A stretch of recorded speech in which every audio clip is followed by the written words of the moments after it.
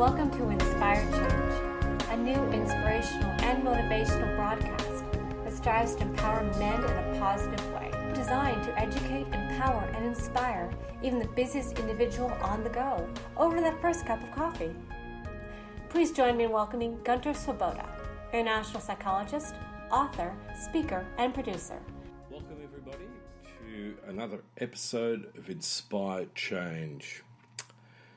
So this is again a bit of a monologue, and I thought I'd start off a little bit differently because I'm sort of curious in a way about how everyone's life's been going. I don't think that anyone would disagree with the fact that 2020 has been probably one of the most challenging years in recent history, certainly the 21st century. So that by definition, in of itself, would have had an enormous amount of impact on us individually, on our families, on our community, on our society, our culture. And as I said, part of this podcast is about inspiring change, especially in us as men, because we need to deconstruct an ideology that's been essentially toxic. And one way of doing that is to really self-examine, self-reflect, and commit ourselves to a different level of aspiration. And as I spoke about in the last podcast, that it's about self and the game of life. And in that game, we have situations and systems that we can use to make this a better place or a place that is essentially going to leave us emotionally, ethically destitute. Now, I'm sure no one wants that, but in our own way, we might be heading towards that. So in this particular podcast, I want to focus on picking up with what I talked about in the last podcast, which is about character and purpose. So let me come into, how do we build character? And, immediately a lot of people, I can hear them in the background going, well, that's sort of what happens at school, academically. The school has values. Now, my argument is that it starts before we get to school. It really starts at the point of conception, perhaps even prior to that, because I, as an emerging parent, whether I'm a mother or a father, need to be very clear about what is my character, who am I, what's important there. And as I've talked about, it's really about my values, it's about my beliefs, my attitudes, and the internal dialogue that I have that regulates my emotional arc and my expressions emotionally, but also behaviorally. So the Greeks were good at this, as I said before. So what are the foundations fundamentally of character? And the Greeks talk about it in three sort of concepts. First one is good intentions. So this is essentially about my vision or purpose to which I act at all times. So it's my guiding light. The second feature in character is about morality. And this is fundamentally my values, beliefs, and attitudes, and my courage to act accordingly. It also allows me the experience to move into flow,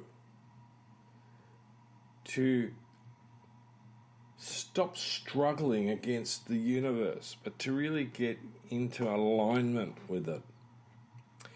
Now, the third feature is sound reasoning and relevant experience or expertise. And unfortunately, currently, we are plagued fundamentally by people who tell us that they have the relevant expertise or experience and that there is sound reason. But in fact, closer examination shows that they lack exactly what they're suggesting that they have. And I've already done a podcast on critical thinking. And this is where, in the age of social media and the whole idea of opinion versus fact becomes a critically important element in our capacity to live together. Currently, the United States is experiencing a highly divided state of affairs. And it's been led by someone who thrives on that level of despair and angst and anxiety. And so the question comes up about character. Now, I'm not going to get into that any further. I'm just going to let you think that through what I'm sharing with you. Now, I'm often talking about building character, and as I said, it starts off from generation to generation. It's called culture. When I'm in an organisation, one of the things that I look at is the leadership and the culture.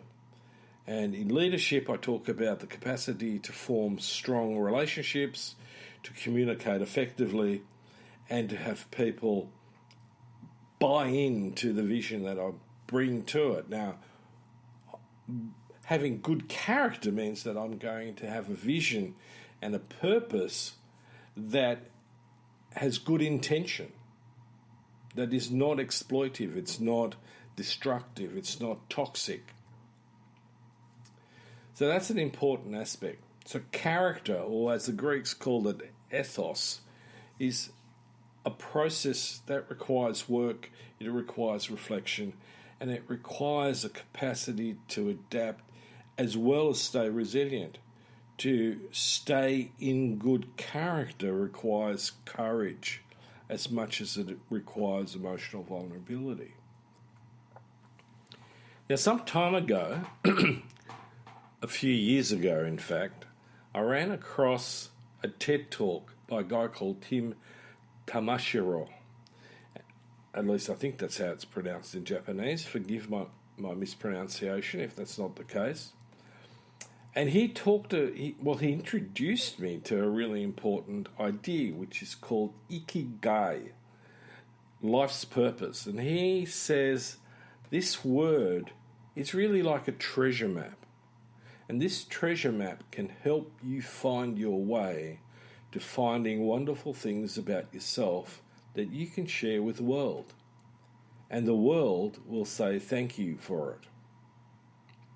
Now, one of the things that I find in my practice all the time is working with men, as well as young men, old men, who struggle with feeling that they have a purpose or that their life has meaning. And many of them are wrapped in anxiety and existential angst because, what does it all mean? Do we become nihilistic and goes, well, it doesn't mean anything. There is no purpose. You just exist. Now, to me, that's a really stark and uninspiring place to be. It really lacks spirit. It lacks soul. So Ikigai takes it to another level. It says your life actually has purpose. Now, the question is, how do I achieve that? Now, Tim's quite an amusing character, and he basically says that it takes work. And I tend to agree with him. Any form of change will require work, and it will be, to some degree, stressful. So I'm going to leave it to you to explore the whole notion of Ikigai further through your own research on the internet, but I've taken out a few of the key concepts that I'm going to focus on, in this podcast, just to get it, like it's a starter. It's an entree to the main banquet. So he describes the way to achieve Ikigai is to define what you love and to do what you're good at, to do what the world needs, and to do what you can be rewarded for. So if I take myself as an example, I love to work with people, individuals, groups. I'm hoping that I'm going to reach a broader platform of people who are going to be interested in my work and the way that I think about things. And I tend to think that with the feedback that I've had, and being somewhat humble about it, I'm good at what I do. Now, I chose to be a psychologist, a therapist, because I felt that that was what the world needed, in a sense, more of us. We needed to be able to go out there and influence people to be able to live a better life, a more fulfilling life, a more meaningful life. Being young and idealistic, I thought that at some point or another we might, as a culture, as a society, evolve to a place where we might actually make our profession sort of redundant. It was a pretty ignorant way of thinking about it in hindsight.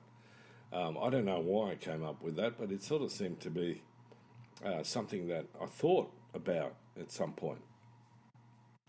Should have knocked myself around a little bit on that one, because history should have taught me, and I should have paid attention to history, that we go through cycles and that we go through the light and through the dark phases. And in Indian mythology, they talk about the age of darkness, and that we come out of that into the light and then back again. So hopefully we're not going to do this too often, because at the moment we're actually killing the planet doing this. So what's my Ikigai? My Ikigai is to help people live more fully and more meaningfully. Now I want to challenge you, work with what I've been talking about to see whether you can define your sense of life's purpose more clearly, more meaningfully. Now, a couple of things to think about in this, and please do your own research too. I need to point out what Ikigai is not. And it doesn't necessarily mean that you've got to monetize it, or that it's completely related to work. Similarly, it doesn't need to be a massive, overwhelming life purpose. It could be something really simple.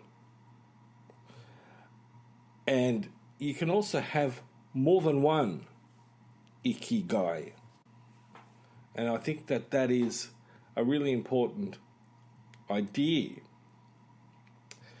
So why am I talking about this at a point in time where, people are sort of struggling just on an emotional basis, trying to deal with lockdowns, lockouts, travel bans, the fear of infection, of a pandemic, the fear of losing jobs and so on.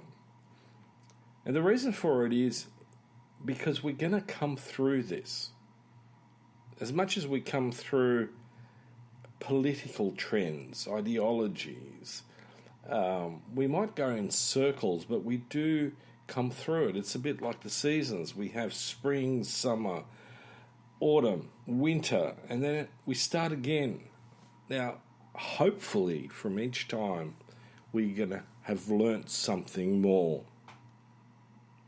And part of that is about implementing self-reflection. Ikigai is part of that reflection. And it doesn't need to be, pedantically structured. As long as you define your sense of purpose, your sense of mission, what is it that you want to have as a legacy? What do you want ultimately left behind? Now, I'd like to think that whoever I've worked with and whoever has come across my life leaves feeling a little bit challenged, a little bit more thoughtful, a and a little bit better for it. Now, I can't control all of that.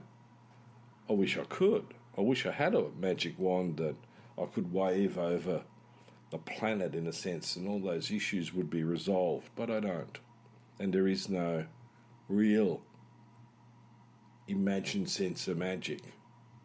There is magic, but it's based on our beliefs, attitudes, our values, and putting those into actions. Human beings are capable of doing some astonishing and extraordinary things.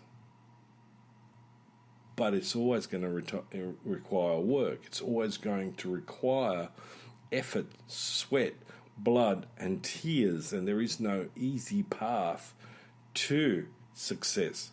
So, as I've said before, success is the culmination of a series of failures. So you'd better get used to failing. You better get used to the pain. And then out of that emerges the light that you can live in. And so at this point in time, as we're heading towards the close of 2020, I want to keep tapping into this theme about where to next, while still being mindful. I need to be present in the moment to live more fully, but I also need to bring something to myself in my relationship to myself, to others, to the community, to the culture. What are we really doing?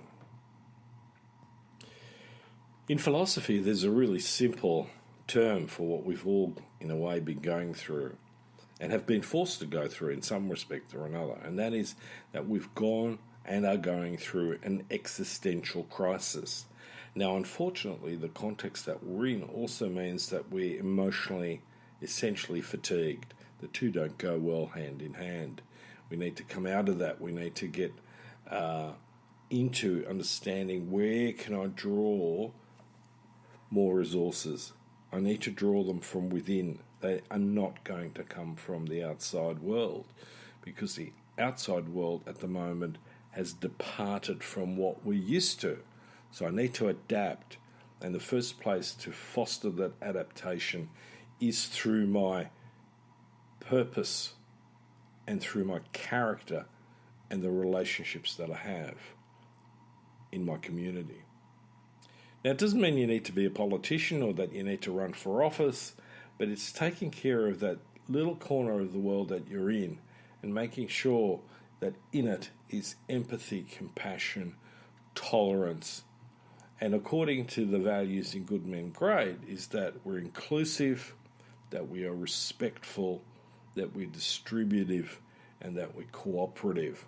And that now becomes our benchmark, our navigational beacon. So please, until next time, happy reflection. It's not easy, it's going to take some sweat, but I want to invite you to do it. Thank you for listening to Inspire Change with Gunter. Gunter Swoboda does individual and group coaching for men looking to grow. For more information on this and the global Making Good Men Great movement, check out goodmengreat.com to get into contact. If you have a topic for the show or would like to be a guest on the air, please email producers at miranda@noirtainment.com. That's Miranda, Miranda, at noirtainment, noirtainment.com. Thank you, and always keep inspiring change.